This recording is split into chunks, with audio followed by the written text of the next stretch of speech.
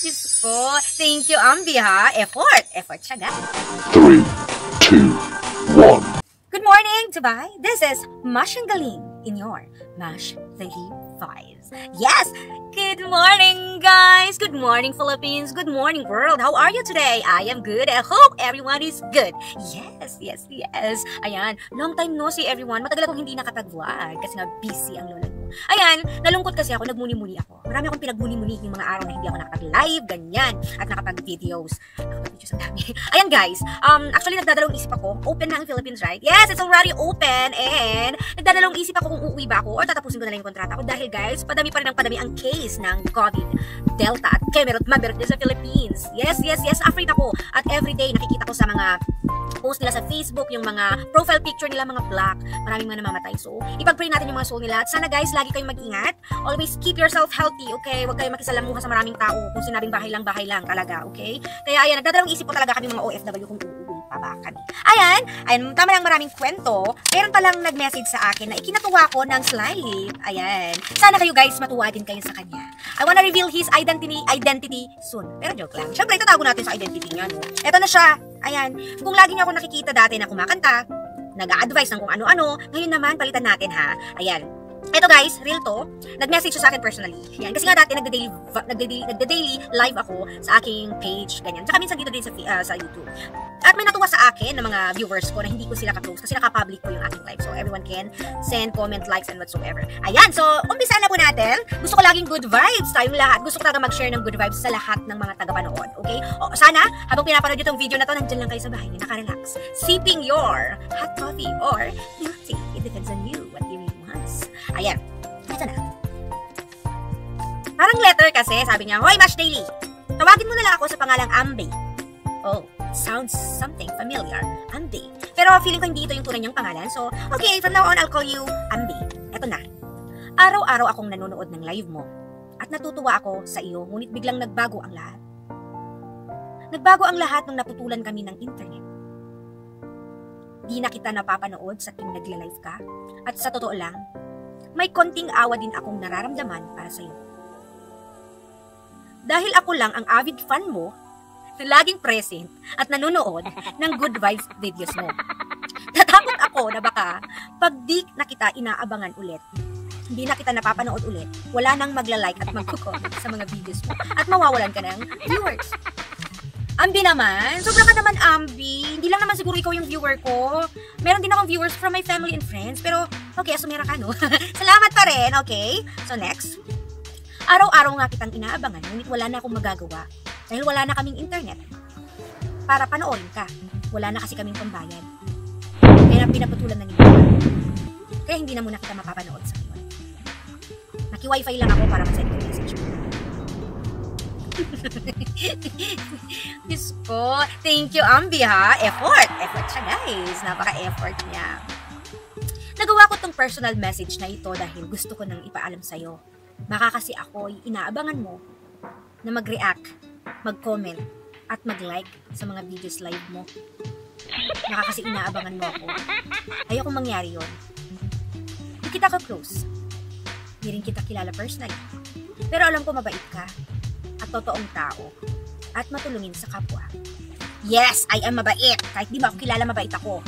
At tulungin din ako sa mga taong nangangailangan, okay? At, oo, nag-aabang naman ako ng mga likes, comments, ganyan. Kasi gustong-gusto ko nagbibigay ng mga reply sa mga comments pag nag-live ako. Ayan. Salamat, ha. Napaka-concern mo naman sa akin. Ayan. Pagpatuloy mo lang ang ginagawa mo. Dahil nakakapagbigay ka ng saya sa inyong mga tagapanood. Sana dumami pa ang katulad mo na laging good vibes ang dala sa mga viewers. PS. PS siya, guys. Guys, may PS si Ambi. Sabi ko na nga Ambi, sounds familiar. Okay, PS. Sana matulungan mo akong maipakabit ulit ang net namin. Para patuloy pa rin kitang mapanood at magkaroon ka ng viewers. Wow! Iiwan ko na dito ang GCash number ko. Para sakaling pumayag ka, ipadala mo na lang po dito. Salamat ng marami at advance Pasko sa'yo. Ambisyoso ka ba? Or ambisyosa? Hindi ko alam kung babae ito o lalaki. Sa una pa lang talaga natuwa ako. Natuwa naman ako sa mga message ni Ambi. Pero sa pangalan niya, nagka-interest na ako kanina. Na-curious na ako sa pangalan niya. Una pa lang pagkabasa ko. Saka sa mga unang message na, laman ng message, nakakatuwa. Nakakatuwa ng puso! Ayan, titibok, tibok, titibok, tibok. Ayan. In fairness, salamat sa'yo ha. Ayan. Wala kang profile Hindi ko alam kung lalaki ka ba or babae, Ambi. Pero isa kang ambisyoso or ambisyosa ha.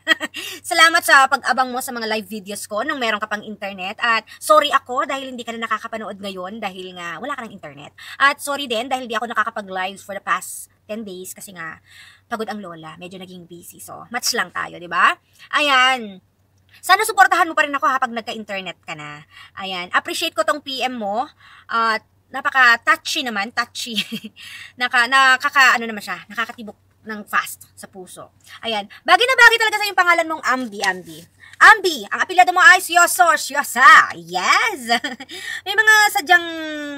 Baka sadyang nagkataon lang na ito yung pangalan mo or ginawa mo lang joke? Anyway, Ambi, hindi po tayo namimilit ng mga viewers natin, okay? Salamat pa rin at nanonood ka. At kung ayaw mong panoorin, at ayaw nyo, yung mga nanonood sa akin minsan sa mga live ko, kung natutuwa kayo sa akin, di go! Pag hindi naman kayo natutuwa sa akin, goodbye! Diba? Hindi po ako namimilit ng taong nanonood. Kung nabibigyan ko kayo ng advices, then go. Appreciate ko yung pag-stay nyo sa akin. Ayan. Pero sis or Sir Ambi, di pa naman ako ganun kasikat na vlogger. Wala naman ako ganun ka daming subscribers for our viewers. Kaya hindi pa ganun kalaki yung kinikita ko. Meron man pero sentimo pa lang yun na dollars. Hindi pa 100,000 and million dollars. Hindi pa.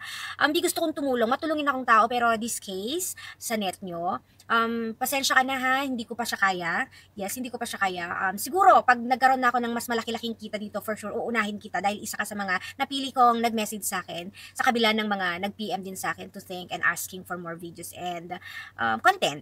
Ayan, sa totoo lang, natutuwa ako sa'yo na nag-e-effort ka. Nag-e-effort ka na i-message ako, pero siguro mas may importanteng bagay pa akong paggagastusan. Ayan. Kumikita rin po kasi ako sa online ko. Kung gusto mo magkaroon ng additional income, wala ka nga palang internet. At natuwa pa sana ako na sabihin mo sa akin na, ang galing, sana tulungan mo ako makapagpakabit ng internet ko para may pandagdag ako or may magamit ako sa schooling ko. Matutuwa pa ako. Siguro bibigyan kita ng porsyento para pagpakabit ng iyong, ng internet. Pero, hindi sa panonood lang ng mga vlogs ko kaya ikaw nagsabi. Hindi ako na-impress doon. Saka na lang, for sure pag total nasa akin naman yung Gcash mo, ayan ang tapang. May Gcash number ka naman sa akin, so maybe I'll just call you and verify kung ikaw nga ba to talaga, diba? Kasi nagulat ako. Kasi napakarami ng mga scammer ngayon, guys.